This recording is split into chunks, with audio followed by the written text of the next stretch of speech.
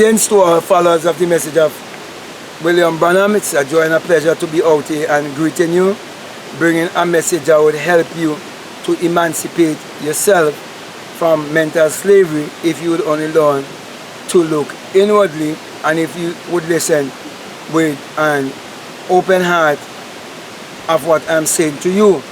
Now, I always point to you that the message of William Branham was not a audible message that you hear on tapes, but it was a message of symbology, and many miss the message of symbology, and that he was doing it deliberately to prove that the religious ones would take the message of symbology and put it in forms and rituals while judging and condemning everybody else, and they themselves ending up and being a denomination.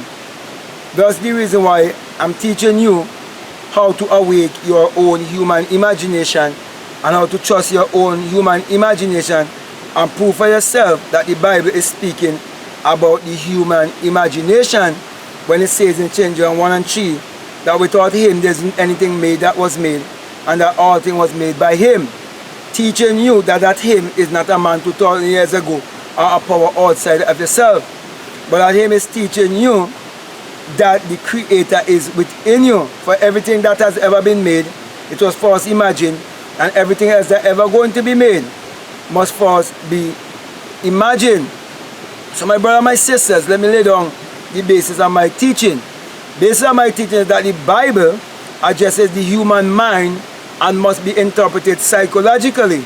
That the Bible is not literal, neither is the Bible secular history, and that the Bible must be interpreted psychologically, for it was written symbolically. That's the reason why I'm teaching you to look inwardly and not outwardly. For in Luke 17:21 it tells you, don't let anyone tell you lo here or lo there, for the kingdom of God is within you. And Matthew 6:33 says that when you discover the kingdom of God by seeking for first the kingdom of God and his righteousness, that all these things will be added unto you, because you will discover the secret of creation. I'm showing you that when you discover the secret of creation, you will come to realize that imagination creates reality, and you will come to realize that it is your thought that is creating your reality, and that you can change your reality because you can create your reality consciously. Also, you come to realize that you are the Lord and Master of your destiny. So with all of that being said, I want to bring a little story to you and show you it, how it's hidden, and it's a parable, and it's symbolic. Now it is said that the Christ, or Jesus Christ, was asleep in a ship. And while he was asleep in a ship, there arose a great storm. And his disciples decided to wake him. And when they awake him, that he spake to the storm and said, peace be still.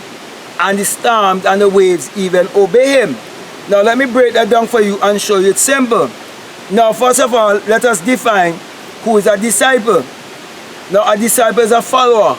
Now what follow you wherever you go? Your thoughts is what follow you wherever you go. Okay? Now let us look at an angel also. Who's an angel? An angel is a messenger. What brings message to you and from you? It is your thoughts. Now, what is the ship that will carry you over to the next side and carry wherever you want to go? This body is a ship. For he said, God don't dwell in temples made of hands. So when I speak about the ship, it is speaking about you in this journey of life. And God is residing in a house, which is this body. So this is the body in which God is asleep. Okay? So in this life, you can either be God asleep or God awake. So when you talk about Jesus Christ, it's God in flesh. For you to come to the realization that you are the Christ, you have to awake, because Jesus Christ is God awake and man is God asleep. That is man who does not know who he is.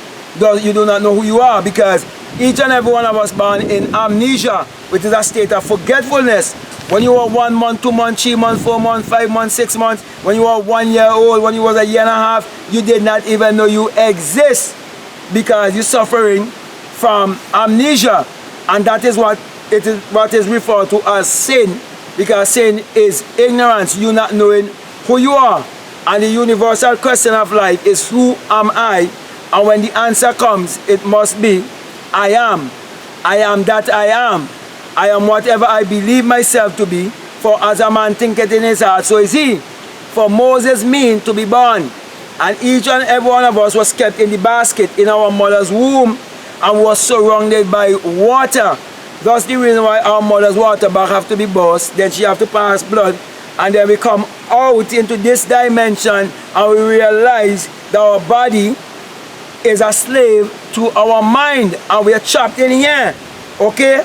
So that's what it's basically all about. So when you come to have those kind of understanding and you understand this is the boat, okay, or the ship, you understand God is asleep in the ship, and He's saying to you that when God awakes within you, all of the situations of life, all of the circumstances, those are the storms and the waves that is rising up against you, and your thoughts that is keeping you in just the five senses cannot speak to them, because you do not know who you are, because you still kept in fear, you still kept in doubt. So you have to wake the Christ that is within you. You have to wake the Christ that is sleeping in your boat, because the Christ is speaking of the creative power that is within you.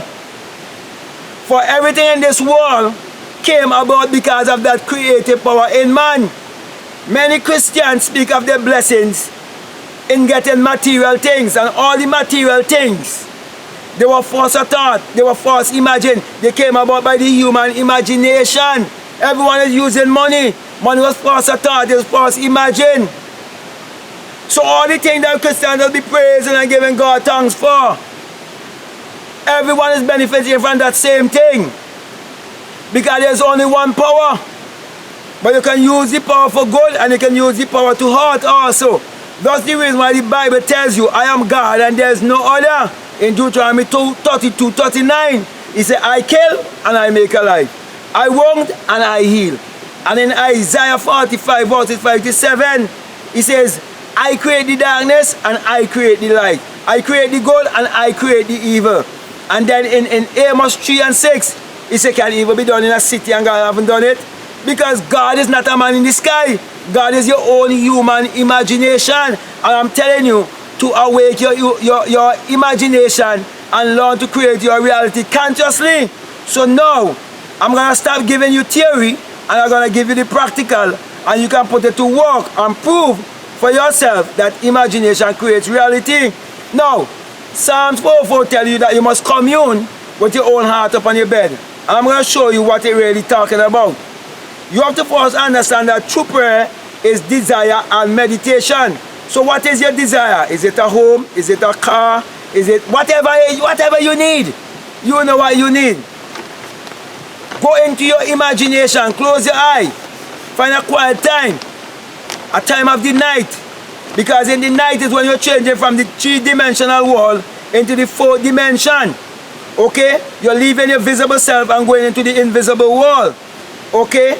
And then everything comes from the invisible world to the visible world. That's the reason why the Bible tells you that faith is the substance of things hoped for and the evidence of things not seen. Everything that you see, it was first a thought. And everything that you desire to see in your life, it has to first be a thought. And when you have a thought, no one could see it, touch it, or taste it, or smell it. But when it is manifested, then you can touch it. That's why he said the word became flesh. And a word is a thought expressed, my brothers and my sisters. So, when you understand how to go into a meditation, make sure about say 10 to 15 minutes before you can fall asleep.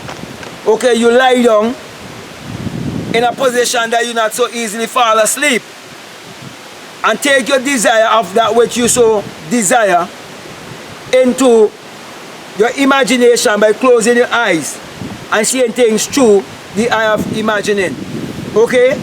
And go to the end, not the in-between. Don't think about how it's going to be done or when it's going to be done. That secret is in this old story of Joseph.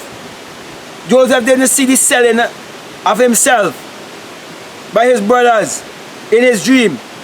He didn't see Potiphar's wife. He didn't see the butler and the baker. His secret is teaching you Okay? He see himself in the high place.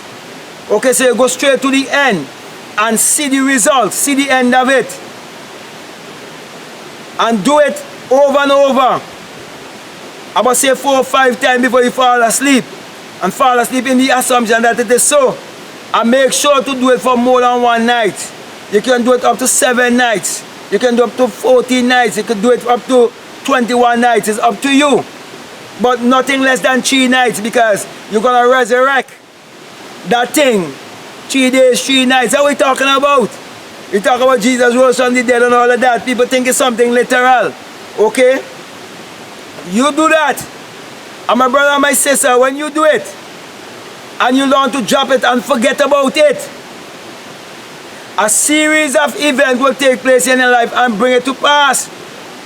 Then you will come to realize that you have found the Savior. You have found your Redeemer.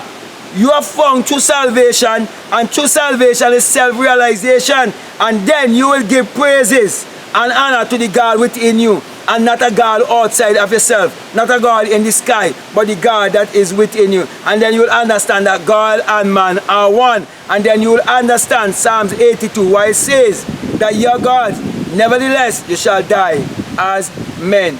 But the masses, not the masses, sorry, but those who want to stay in power and keep you conquer and keep you control, they don't want you to discover your true self or your higher self. So they give you education, they give you politics, and they give you religion to always keep you in division. But my brother and my sister, I'm pointing you to come back to oneness. Come back to know that all of humanity and God are one, and that all has been forgiven, and there is no condemnation. So with that being said, my brother and my sisters, as I always say to you, the message of William Branham, it was not a spoken word message that you think. It was a message, a symbology. But when the right time comes, there was one who was going to come and explain how to take theory and make it practical. That's the reason why the things that had attract people to follow William Branham was not the spoken word, but it was the practical things that they were seeing happening. And many didn't understand that everything is energy, vibration, and frequency. But now we live in a more enlightened age, in an Aquarius age, where people are becoming more enlightened and being more aware. Then now you're seeing all of them are being exposed, and you realize they all have been lost and hurricane mountain going wrong in circles, even those in the third Exodus assembly. So with that being said, my brother and my sisters, I want to thank you very much for listening to me. And if what I'm saying to you, if it's been resonating with you, I'm encouraging you to share, like, or you can comment, ask questions, whatever. And if you think others need to hear this message of truth, I'm encouraging you to share it with them. Also, because at the end of the day, you want to be able to be in a position that you can help others in every way. Because if one comes to you needy and you send him away and say God bless you, and you give him nothing to eat and nothing to wear, you're worse off than an infidel. That's the reason why all who run with the message of William Branham, like Brother Vin and them, they can't help the brothers in Africa who are suffering and who need to learn to live their self-esteem and believe in themselves by learning to put their imagination to work and know that imagination is what creates reality, because it is their own thoughts that is creating their reality, and that they must learn the laws that governs the universe and the laws that governs all of humanity. That's the reason I'm encouraging you to check my other channel where I speak about these laws more clearly. So you can check out my channel, Black Mad Guru, also. Also, you can check out my link below with all of my books, and you can, check them out for yourself and decide what you want to do with your life. Okay, this message I bring to you is always the single eye message of self-realization, of which Matthew 6:22 tells you that if your eye be single, your whole body will be full of light. That's the reason why I always give you the symbol of the single eye. Because when you have the experience, you will burst your crown chakra and you will become invisible. That you will experience the new birth, and you would know that it is the rising of the S-U-N in a S-O-N, and that it is the dawning of a new day in your life. And you will understand why the Bible tells you in Psalms 84:11 that the Lord thy God is a S-U-N. And you will realize that there could never be a S-O-N before the S-U-N. And there's no way a S-O-N could ever be the light of the world when no son, no daughter, no one could ever exist without, first of all, the S-U-N. And it is the S-U-N that powers the entire world and all of humanity. Therefore, my brother and my sisters, when you come to realize that without the sun, there is no life and there is no light, and without the human imagination, there isn't anything made that was made, you come to realize that the sun parallels the human imagination, and the human imagination parallels the sun, and the sun is what powers all of humanity. So with that being said, my brother and my sister, I'm encouraging you to learn to use your mind power to achieve your every desire and awaken your imagination, and you will discover the Creator. So with that being said, I want to say peace, love you all, I'm out.